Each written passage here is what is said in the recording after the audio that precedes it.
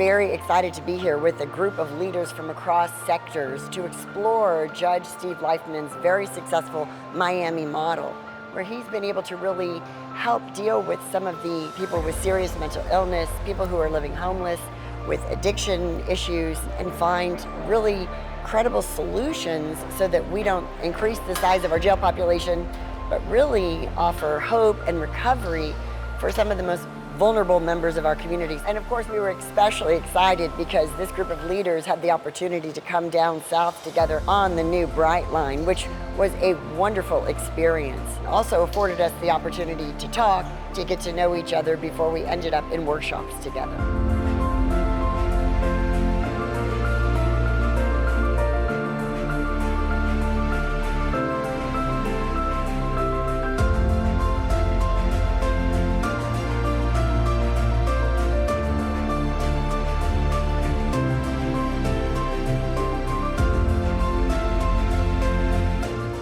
Miami, Florida, and we are currently participating in a community event where we've invited a number of individuals to participate in a seminar learning more about the criminalization of individuals with significant mental illness in the criminal justice system.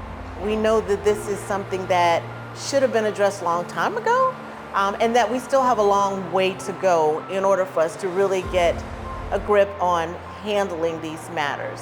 I believe when I heard law enforcement speak about love, hope, and compassion, and that's the approach that we need to take towards individuals who are having these challenges, but also having to deal with the challenges of homelessness, and that we must remember that we must be kinder to our human partners and others who live in our world. What stood out to me is the collaborative work that's occurring within all the different community partners within here in Miami-Dade County, where they're sitting at the table to find out exactly what is it that we need, what do we know, what are the stats, and how can we improve the care of the population in need.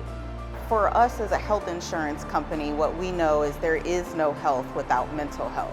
And so for us, trying to manage the cost of delivering the services and ensuring that folks get the right care in the right place at the right time really benefits all of us. I think the most impactful piece for me this week was hearing from Judge Leifman was talking about the fact that we wouldn't let somebody in a jail have a heart attack and not respond to it. We would know what to do. And so for mental health, you really want to ensure that folks are getting the care that they need and that we all know how to respond in the right way to ensure that person gets to live the best quality of life that they can. For the Central Florida Foundation, we're involved in a lot of complex social issues in the community and really looking at how do we take the philanthropy that happens in the community and match that up with the the problems that we need to solve. We had Judge Leifman come and talk about the Miami model and the work that's being done. We've also been involved with the Mental Health Task Force as well.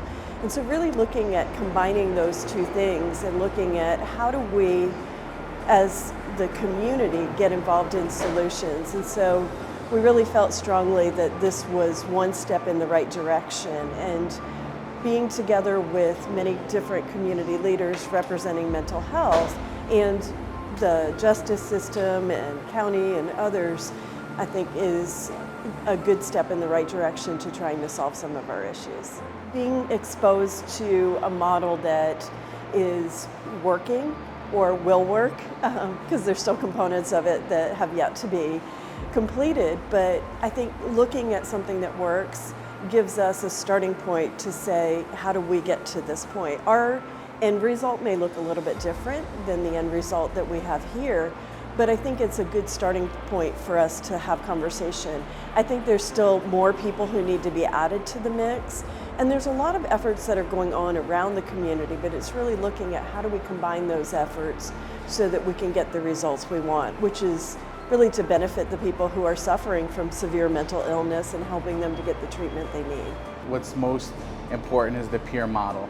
NAMI throughout history is a peer-based model, whether it's from family peers, peer-to-peer, veteran peers. So having this model as a peer-based program intersects directly with the work that we're doing at NAMI. NAMI's been around for 70 years. There's over 600 affiliates throughout the country, 24 here in Florida. So that peer model that we offer and some new trainings that we're going to be doing intersect directly with what they're doing here with the Miami model. I spent 15 years in another peer-based model with Clubhouse International and in law enforcement prior to that. And you know, it's enlightening to see that the peer model is finally getting the credit it deserves, because you know, as we've heard from various presenters here, that's what really works. 26 years of law enforcement have definitely allowed me to see different things and how we've progressed in how we do our job. The pendulum has definitely swung to the other side, where mental health is a very important topic, and we can no longer approach it how we've always approached it, because we're going to get the same results. So for me, being able to come here and see and then bring that back into the profession that I love with a passion, and see how we can actually help those individuals in our community that are suffering from crisis and making their days better, for me is very fulfilling. Law enforcement officer, I think that's the biggest profession that does not like change, because change brings instability, and they don't like to be unstable because they are creatures of habit, and so they like to do things their way.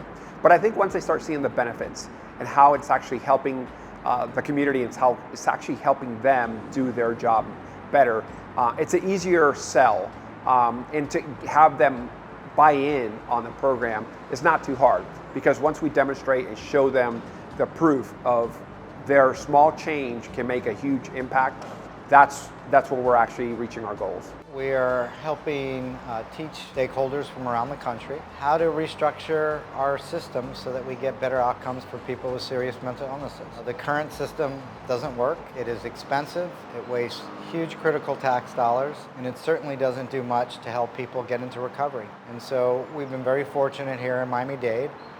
We have had a very sophisticated diversion program that has now been operating for almost 24 years. And quite frankly, it has far exceeded our greatest expectations. We're using it as an opportunity and a platform to help teach other communities how to do a similar program, but much quicker than the 24 years it took us. But it works. And we've been able to reduce the number of arrests in Miami-Dade County as a result of this program from about 118,000 a year to 53,000.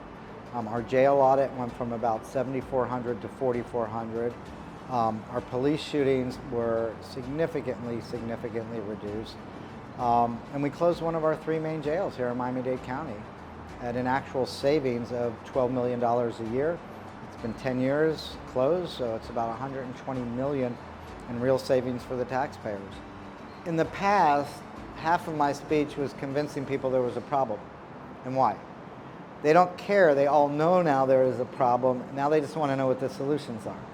And that is a huge change. And that includes trauma.